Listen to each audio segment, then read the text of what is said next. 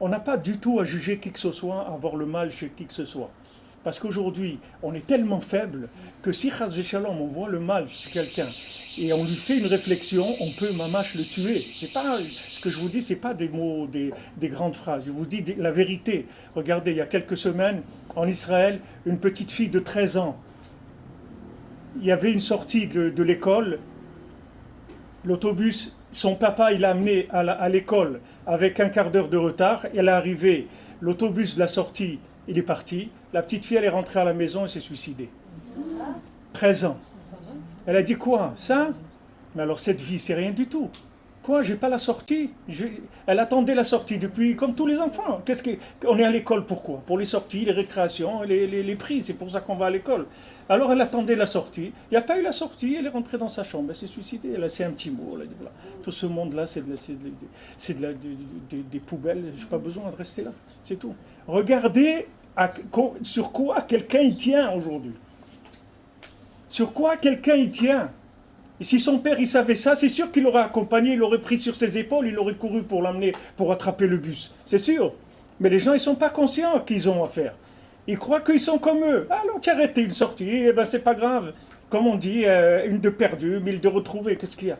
Il y aura d'autres sorties, il y aura des... Mais c'est pas comme ça aujourd'hui. Aujourd'hui, vous avez des gens qui sont très très faibles. C'est des gens que leur vitalité, elle dépend de petites choses.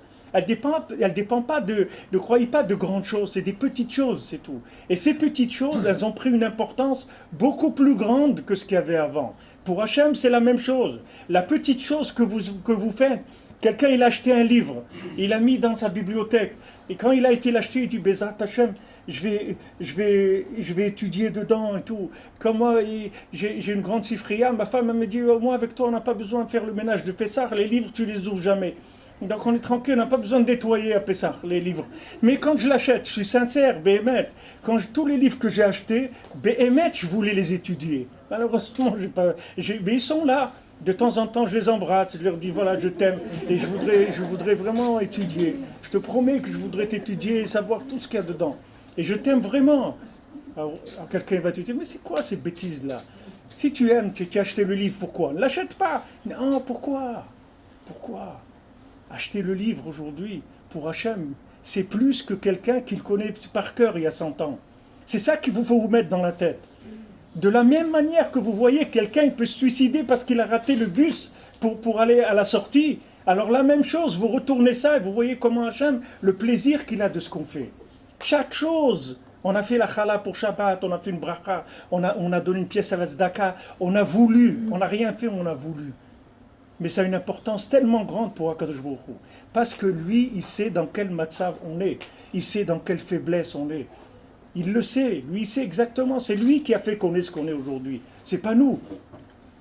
Nous, on aurait bien voulu être comme Rabbi Shimon Bar Yochai. On demande que ça. Mais malheureusement, on essaye. Quand on arrive, on n'arrive à rien faire. On a étudié 1 heure ou 2 heures. On croit ça y est, on va exploser. C'est trop. On peut plus. On ne peut plus, on n'a pas de force pour ça. On n'a pas de force pour ça. Donc il faut pas placer le monde dans le contexte d'il y a 100 ans, ou 50 ans, ou même il y a 1 mois. Ça change. Le Razonish, il a dit qu'aujourd'hui, une génération, c'est 1 an. 1 an, c'est une génération. C'est-à-dire qu'il y a autant de... Qu'est-ce que c'est une génération? C'est une mentalité, une façon de vivre. Chaque génération, elle avait sa musique, elle avait ses danses, elle avait ses trucs, elle avait ses ignanim. Chaque génération, elle a sa façon de s'habiller, etc. Aujourd'hui, tous les ans, c'est une génération. C'est-à-dire le décalage. Par exemple, si vous avez un enfant qui a 20 ans, vous avez 4 siècles de décalage avec lui. Si vous prenez maintenant, avant... Si vous prenez quelqu'un qui avait vécu en 1400 ou quelqu'un qui est en 1800, c'est la même chose. Et si vous avez un enfant qui a 40 ans, vous avez 8 siècles de différence avec lui. Dans l'évolution, c'est-à-dire la vitesse que lui, il a vécu en 40 ans, c'est ce qui visait les gens avant 8 siècles. Jusqu'à qu'arrive un moment où en un jour, qu'est-ce qu'il a dit le Mashiach? Qu'est-ce qu'il dit dans la Gemara? Quand lui un avis, quand le Tana il voit lui un avis, lui dit maître, monsieur, quand est-ce que tu viens pour nous annoncer le Mashiach? Il lui dit Hayom imbekolo tushmav. Le jour où un jour il vaudra 5700 ans, et le Mashiach il va venir. Il a dit Hayom. le jour où on va concentrer le temps du monde dans un jour, Mashiach vient. Et on est dedans, on va vers ça. On va vers ça. Un jour, on va dire une parole dans Internet, vous allez voir 100 millions de gens, ils vont se réveiller. Parce qu'on est en train de réduire le temps au maximum. Quand le temps il sera réduit pratiquement à zéro, l'infini va se révéler complètement, Hachem va se révéler complètement. Donc maintenant, pour réduire le temps, il est obligé de réduire les capacités des gens qui fabriquent du temps. Parce que tant que quelqu'un, il croit qu'il est capable de faire des choses, alors il fabrique du temps. Il fait durer le temps, il fait durer le plaisir, comme on dit. Parce qu'il peut faire. Mais le jour où il ne peut plus rien faire, il a envie que ça se termine. Il n'a pas envie de continuer, il dit attends, mais Hachem, ça y est, libère-nous, on n'en peut plus. On n'en peut plus, aide-nous. Alors il dit encore, attends un petit peu, il y en a encore, il y a d'autres qui doivent encore profiter de la Torah, monter en Eretz Israël, attends, tiens encore un petit peu, les enfants ils vont tous monter et tu vas voir que ça va, on va révéler, Hachem il va se révéler, Vayom comme il rapporte ici Rabbi Nachman, il y a Hachem Echad ou Shmo Echad. C'est-à-dire ce jour-là, il y aura une Simcha Gdola, c'est le jour où le temps, il aura pratiquement disparu parce qu'il sera inclus complètement dans l'infini. Et c'est ce qui se passe parce que chaque fois que nous on peut faire, alors le pouvoir, ça nous donne du pouvoir. Tant que je peux faire, alors j'ai un pouvoir, j'existe, je peux faire. Mais le jour où je me rends compte que je ne peux rien faire, alors qu'est-ce que je fais? Je vais mendier, c'est tout. Rabbi Nachman, il a raconté les 7 mendiants. Pourquoi il a raconté que tous les tzadikim c'était des mendiants? Parce qu'il dit, si tu veux devenir un tzadik, pas de problème. Viens, tu vas devenir un tzadik. Mais si tu mendies, c'est tout. Si tu viens me dire, moi je suis capable, regarde Hachem, je vais te faire des choses, Hachem il te dit, il y a eu des plus capables que toi, je ne les ai même pas regardés. Mais si tu viens comme un mendiant, tu dis, regarde Hachem, je t'en prie, fais-moi ce plaisir, demain je vais me lever tôt pour la prière, il y a la bar mitzvah d'un ami, des trucs, c'est honteux, aide-moi à me réveiller le matin, fais-moi cadeau ça, je sais que je ne suis pas capable, mais vous allez voir, vous allez vous lever. Mais seulement, il faut signer d'où ça vient, c'est tout. Si vous dites, voilà ça vient d'Hachem, Hachem il vous le donne.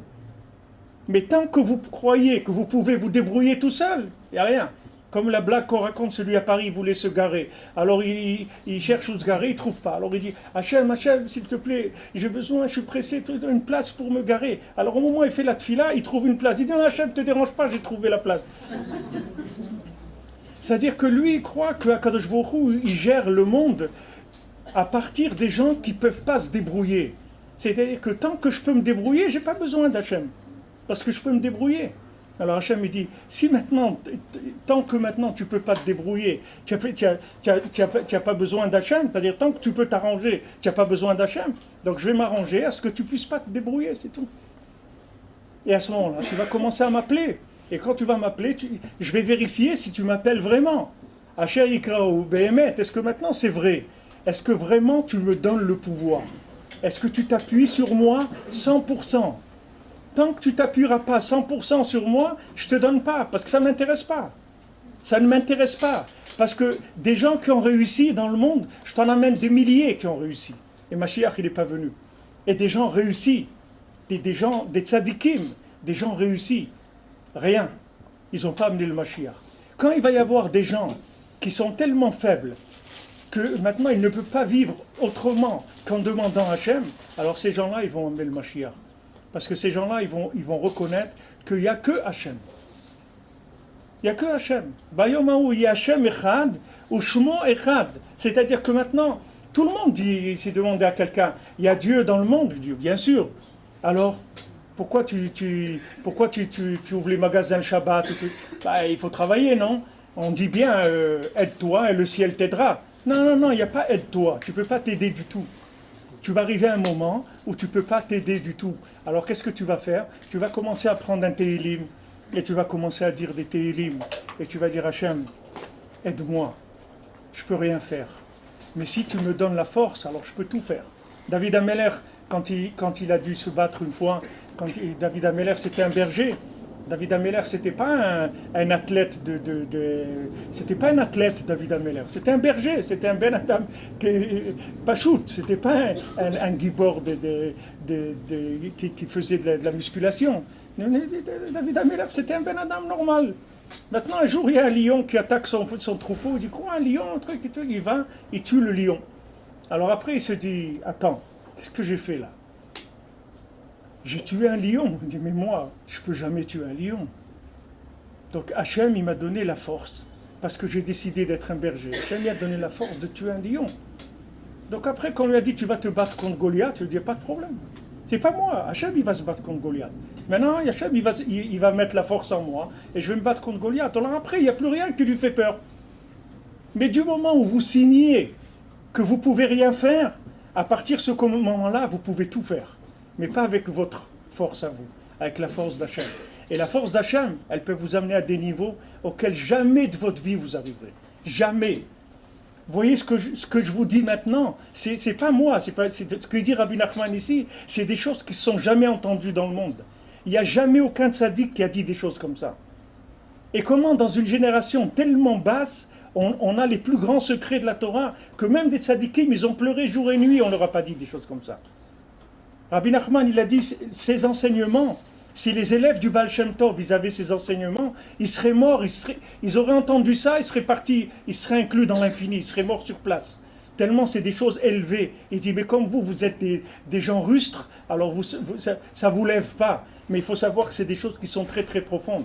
Comment maintenant Hachem il a envoyé dans le monde des secrets tellement grands? Comment on vit avec des merveilles comme ça? Comment on monte en Eretz Israël tellement facilement?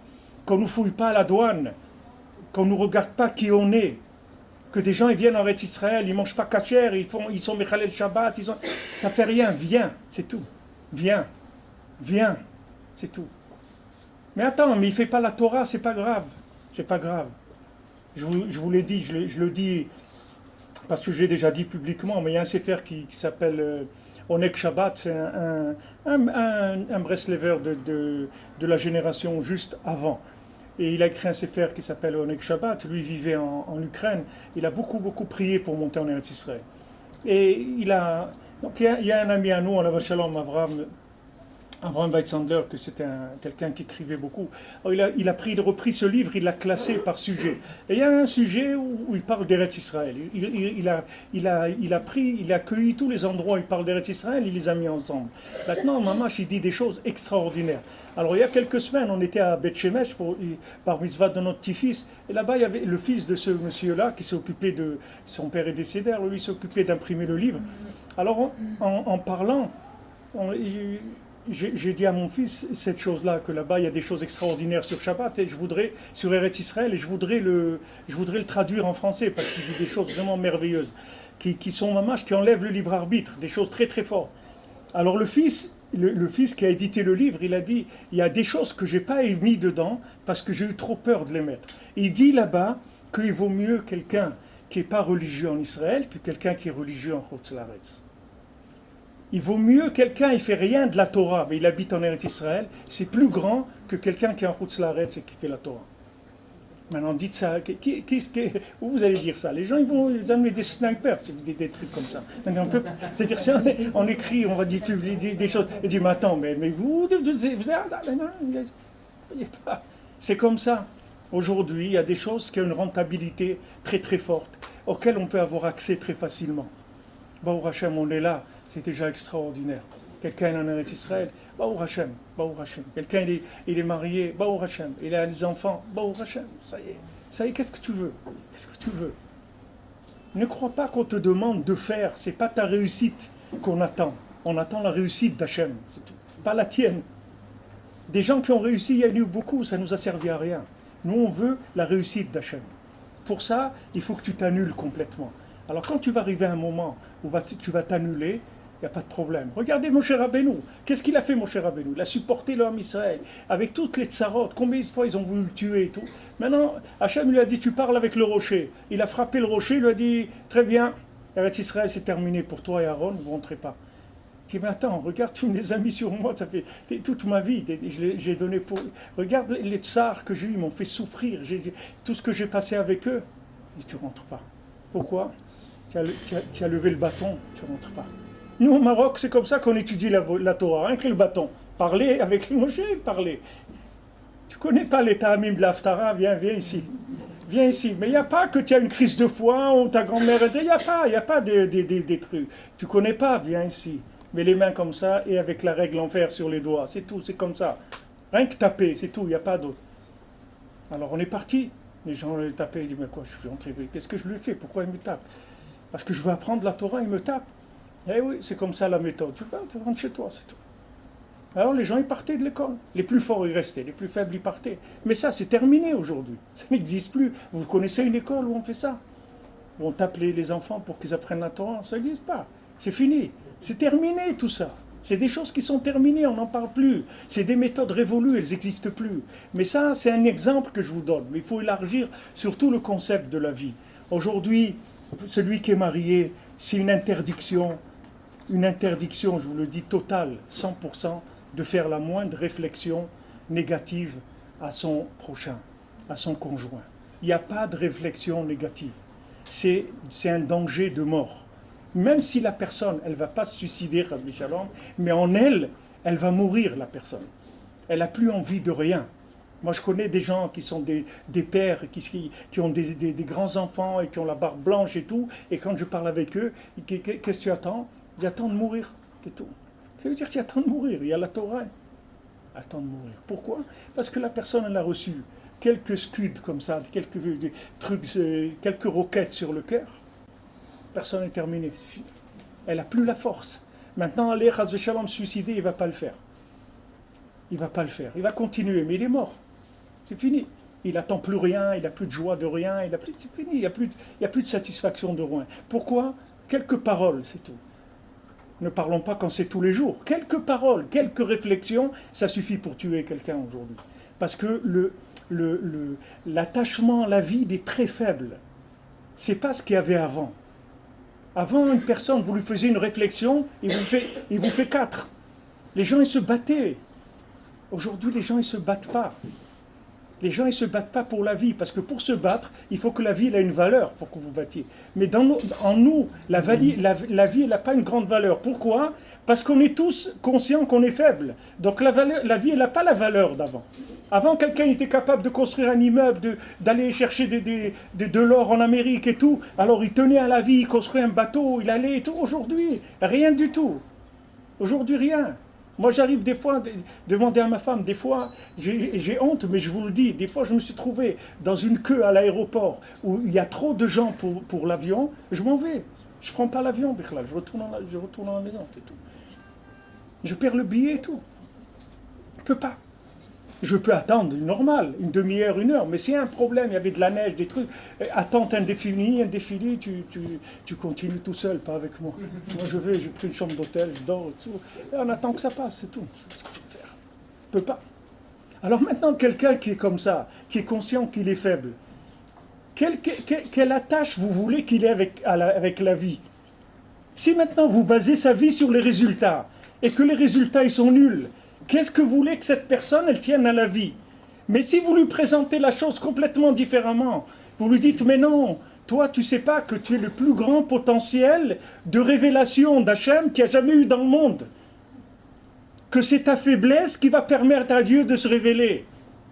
Alors ça y est, ça change, la machine, elle tourne de l'autre côté complètement. Alors la personne, elle est contente. Elle dit quoi? Moi? Mais oui, oui. Justement, parce que tu es faible, Hachem, à travers toi, il peut montrer sa force.